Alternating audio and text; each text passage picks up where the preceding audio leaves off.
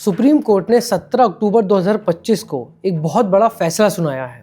इस फैसले में कोर्ट ने उत्तर प्रदेश में दर्ज कई धर्मांतरण से जुड़ी एफआईआर को पूरी तरह से रद्द कर दिया। और रद्द करने का कारण क्या दिया कि आपराधिक कानूनों का इस्तेमाल निर्दोष लोगों को परेशान करने या डराने के लिए किया जा रहा है। सुप्रीम कोर्ट ने यह भी कहा उन एफआईआर्स में ना तो कोई ठोस सबूत थे और ना ही सही कानूनी प्रक्रिया अपनाई गई थी, और कहा कि सिस्टम का दुरुपयोग हुआ है। अब जरा इस पूरी कहानी को समझते हैं कि वास्तविक स्थिति आखिरकार है क्या और आज़ादी के बाद भारत में ईसाई आबादी किस तरह बढ़ी है। 1951 से 2011 तक के जनगणना आंकड़े और प्यू रिसर्च सेंटर व सेंटर फॉर पॉलिसी स्टडीज़ की स्टडीज़ बताती हैं कि देश की धार्मिक बनावट में धीरे धीरे बदलाव आया है। जहां एक तरफ हिंदुओं का प्रतिशत कुल आबादी में थोड़ा घटा, वहीं मुसलमानों और कुछ इलाकों में ईसाइयों की संख्या में बढ़ोतरी दर्ज की गई। अब अगर हम ज़मीन पर देखें तो ईसाई आबादी की बढ़त हर जगह समान नहीं रही, बल्कि कुछ इलाकों में बहुत तेज़ी से हुई है। जैसे दक्षिण भारत के राज्य केरल, तमिलनाडु, कर्नाटक, गोवा और महाराष्ट्र में ईसाई समुदाय पहले से ही मौजूद थे और उन्होंने शिक्षा और स्वास्थ्य सेवाओं के जरिए मजबूत सामाजिक पहचान बनाई। वहीं दूसरी तरफ उत्तर पूर्व के राज्यों जैसे नागालैंड, मिजोरम, मेघालय, मणिपुर और अरुणाचल प्रदेश में 1971 से 2011 के बीच ईसाई आबादी में ज़बरदस्त उछाल देखा गया। मसलन नागालैंड और मिजोरम जैसे राज्यों में ईसाई अब बहुसंख्यक हैं। अरुणाचल प्रदेश में जहां 1971 में ईसाई आबादी 1% से कम थी, वहीं 2011 में ये 30% से ज़्यादा पहुंच गई। यही नहीं, मणिपुर में भी ईसाइयों की संख्या 1961 में करीब 19% थी, जो 2011 तक बढ़कर 41% हो गई। अब अगर हम 2001 से 2011 के दशक पर ध्यान दें तो झारखंड, ओडिशा और छत्तीसगढ़ के कुछ आदिवासी इलाकों में भी ईसाई आबादी में धीरे धीरे इजाफा हुआ, जिसके पीछे कई कारण बताए जाते हैं, जैसे मिशनरी स्कूलों और अस्पतालों की बढ़ती पहुंच, आदिवासी समुदायों में सामाजिक धार्मिक परिवर्तन और कुछ मामलों में कथित धर्मांतरण गतिविधियां। कुल मिलाकर कहा जा सकता है कि ईसाई धर्म की वृद्धि देश भर में एक समान नहीं हुई, बल्कि यह ज़्यादातर उन इलाकों में केंद्रित रही जहां सामाजिक असमानता, गरीबी या ऐतिहासिक रूप से उपेक्षा ज़्यादा थी। अब बात करते हैं कि आज की स्थिति, यानी फिलहाल किन किन राज्यों में ईसाई आबादी कितनी है। देखिए, भारत की आखिरी आधिकारिक जनगणना 2011 में हुई थी और उसी के आंकड़ों के मुताबिक तस्वीर कुछ इस तरह है।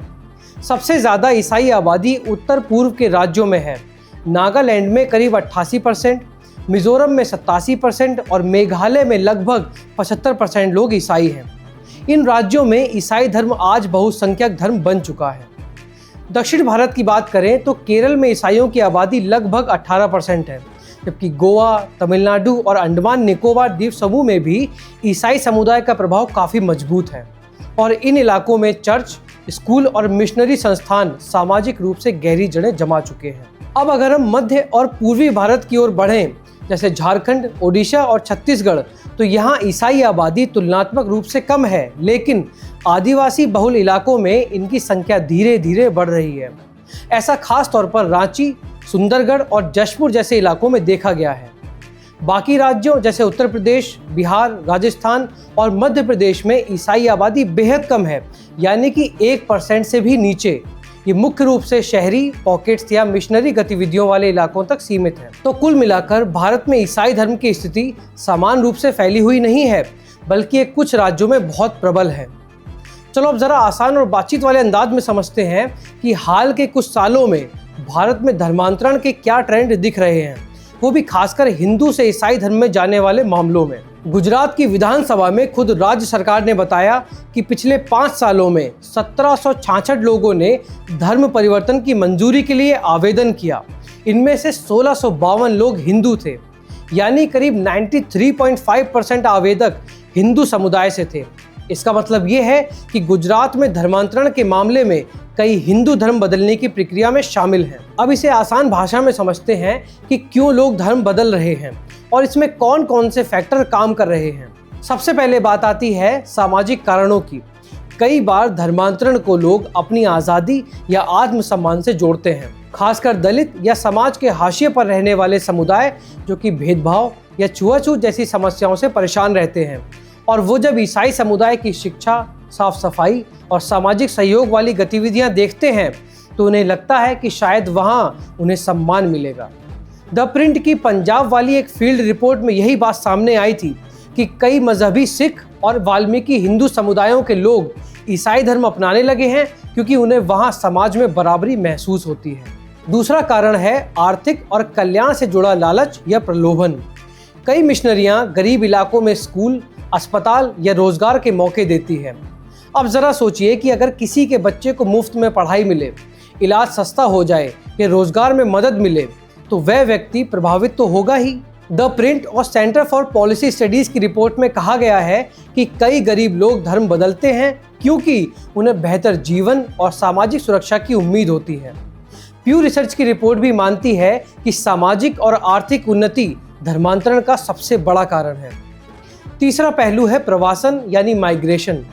नॉर्थ ईस्ट के कुछ राज्यों जैसे अरुणाचल प्रदेश या मिजोरम में जनसंख्या के आंकड़े अचानक बदले तो कुछ लोगों ने इसे धर्मांतरण कहा, लेकिन विशेषज्ञों का कहना है कि इसमें आंतरिक प्रवासन और जनगणना में पहचान के बदलाव का भी हाथ है।